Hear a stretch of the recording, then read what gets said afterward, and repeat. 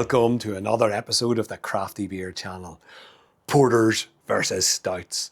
What's the difference? Is there a difference? You're about to find out. Hey, look, this is a question that has bugged me for many a year, and I've finally decided, sit down, research it, work it out. And I'm going to tell you all about what I found. So, cheat notes here. As always, I don't think I need to tell you about my cheat notes, do I?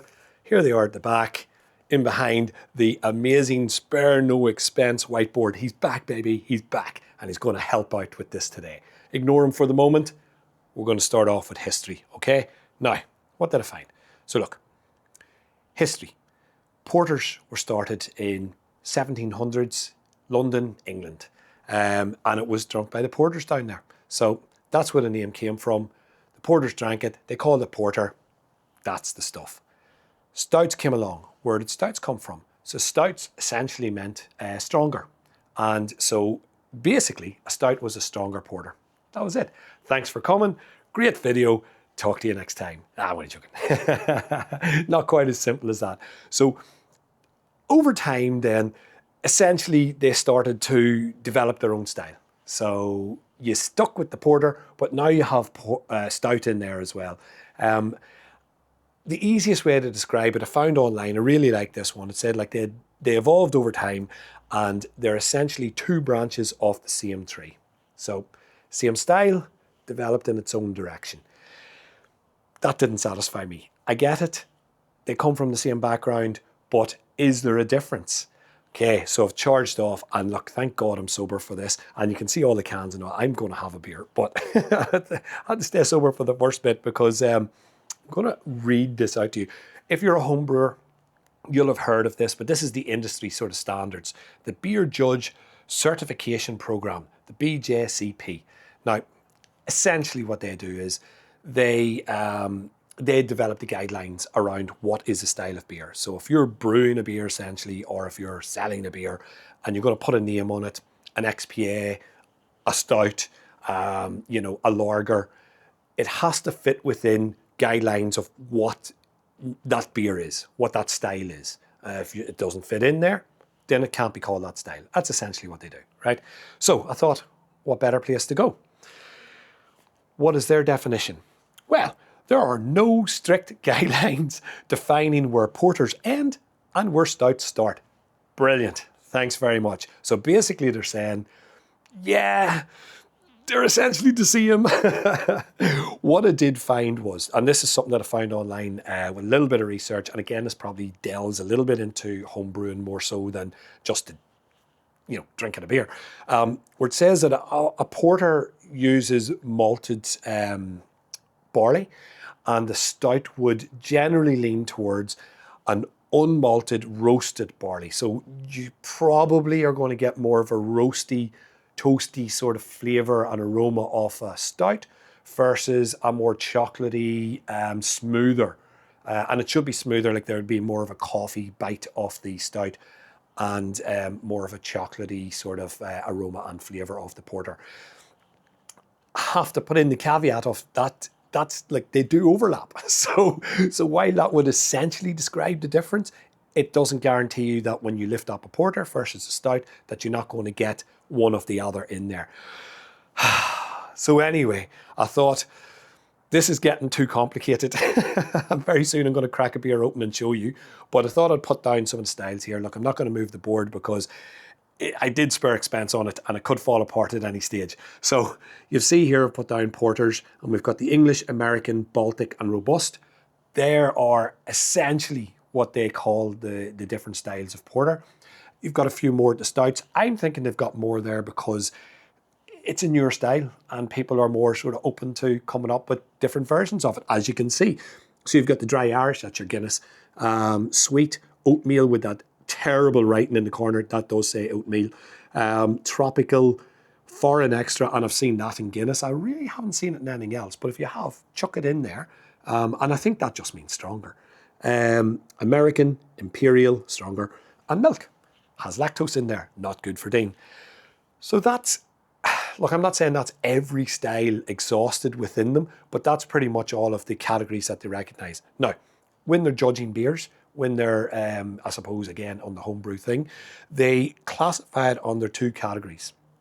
Category 13 and category 20. Under 13, that is English porters. Under 20, they've got some subcategories. So A is like American Porter, B is American Stout, C is Imperial Stout. Essentially, I read through it. I don't think I'm going to even confuse you by putting in some snippets from it. But reading down through it, one of them will say there's mild bitterness, another one will say high bitterness, one will say a lighter colour, one will say a darker colour. There wasn't a lot going on. And they don't clearly say what beers, what stouts and porters you're actually being judged under which category. So craziness, it's not really clear, is it? So I thought, what better way to do it? Crack open a beer and show you. Now, you'll think I'm going to go for a Guinness on a stout, and you'll be right. I found this. This is the original. Didn't want to go nitro because that confuses everything even more. This is the original Guinness. This is the famous Guinness, the one that they started off with. Now, you will notice that I haven't shrunk. This bottle is actually bloody huge. I went into the off license yesterday and said, mate, I'm looking for, the extra stout Guinness. Have you got it? He goes, yeah, here you go. This huge thing, and said, oh, no. I don't have a drinking problem.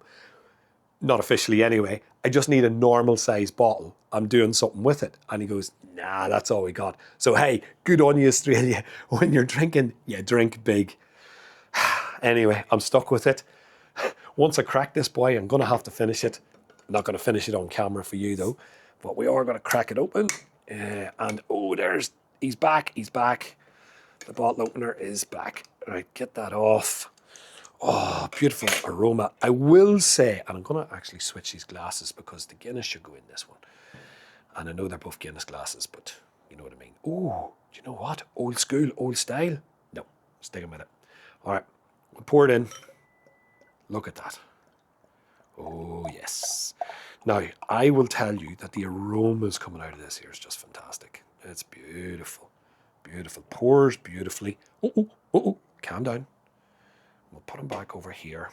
And that was the Guinness hiding in the background there. Look, I'll tell you that this one, what percentage are you? And this is brewed in Ireland, by the way, not your Australian rubbish. I know you must get sick of me whinging about the Australian rubbish every time. This is, this one's 6%. Oh, it's going to be a messy night. I have to work tomorrow. And a 750ml bottle. So huge. Dino's getting drunk. But look at that.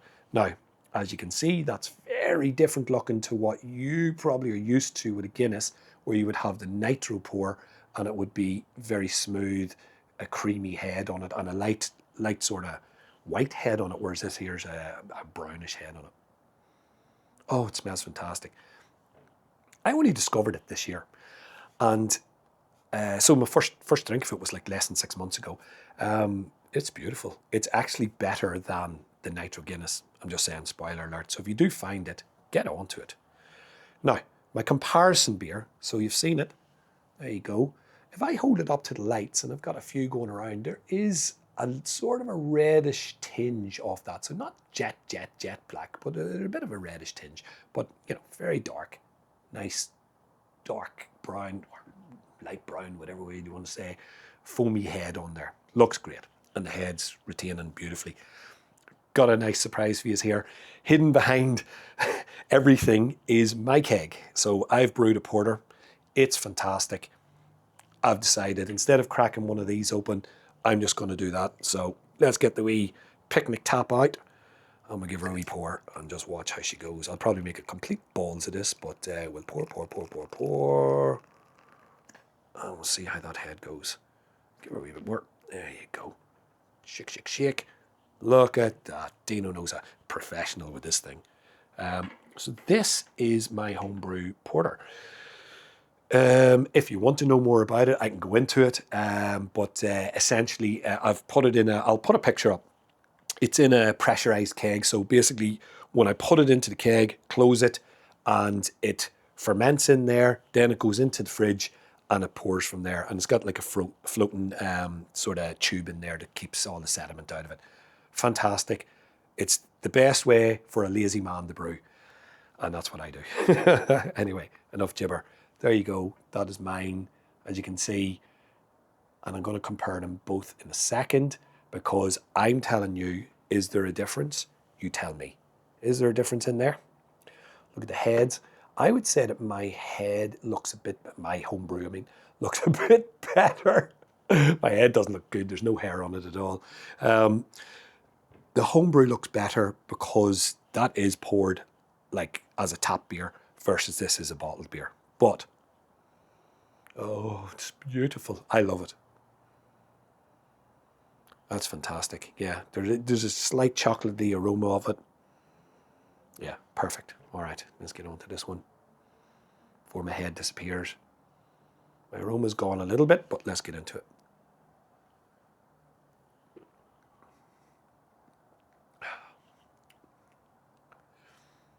That is nice.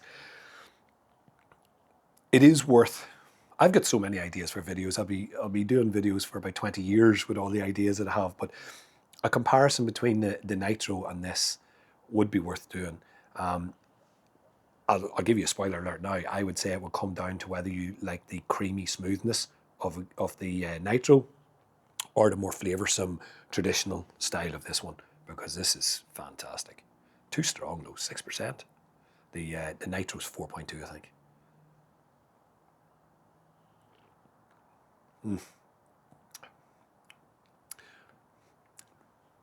That's fantastic. Yeah. A little bit roasty, but I would almost say, is there any sort of hint of chocolateness in there? Because I think, nah, they don't talk about it at all. They're just saying, shut up and drink the beer. Yeah, fair enough. I agree. On to my beautiful porter. I'm just showing you the beers and showing you essentially look the same and probably taste fairly similar as well.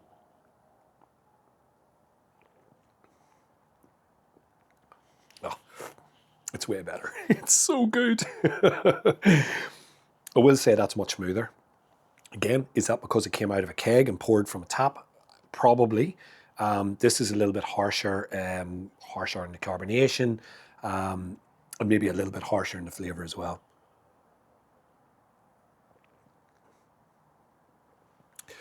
That's amazing. Yeah, it's going to be a messy night tonight. Essentially what I'm trying to show you here is, there you go. I set these down in front of you. I tell you, one of them's a porter and one of them's a stout. You tell me which one is which. Even with tasting, even with like, you know, if you took them away and said to me, Dean, one of them's your homebrew and one of them's a Guinness, I'll pick it up because this is so nice and smooth. But there's not a lot of difference. I'm taking more. And he's about 4.5%, 5%. No idea, I don't check the measurements, but it can't go beyond 5. Anyway, I'm gibbering. I have one last thing for you. I wanted to dispel some myths, and we'll get my cheat notes out of the way here for a second. Live TV, here we go. Let's see if I can switch this thing around, because I've used the back. the old dodgy arms on it could fall off at any time. Let's see if they move around. Oh, we're good, we're good, we're good. Go on, fit past it. Ah, kiwi bugger you. Come on. Right, there we go. Ah, look at that. Now we need to tighten it up there or she'll fall over on me. Is that tightening? I think so. And look at that. Did not fall apart. Now, are we in shot? Let's see if we can move it back here a bit. See if I have a wee camera in the background here to see. It is fitting in shot. Now, check them out. Myth busting time. Okay, so I've put in some myths here. By all means, if you've got some that you'd like me to try and bust, send them in. Put them in the chat. Let's have a look at them and see if we can dispel them. He's gassy.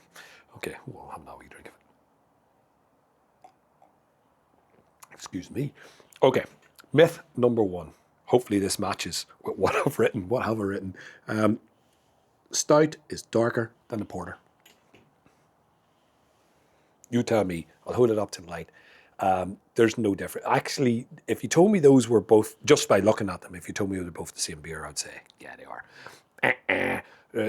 Stouts and porters, there's no darker than the other. No way. It's not. So that one, myth, bye-bye. Porters are sweeter. I'm going to say, Originally, as I said earlier, when you're talking about the malted barley versus the unmalted roasted barley, and they will bring, so the malted barley should potentially bring a sweeter flavour to it. So technically, yes, back in the day, it would have been technically sweeter, but that's not true anymore. There's such a mishmash of the styles. I would say in this situation, this is a little bit sweeter than that. But in general, you could definitely have any of these. Like you've got a robust, you've got a normal porter, and you've got a nitro stout, which I'm very excited to try. And, you know, is there a difference in the sweetness? Nah, it just comes down to how they brewed it. Third one, stouts are stronger.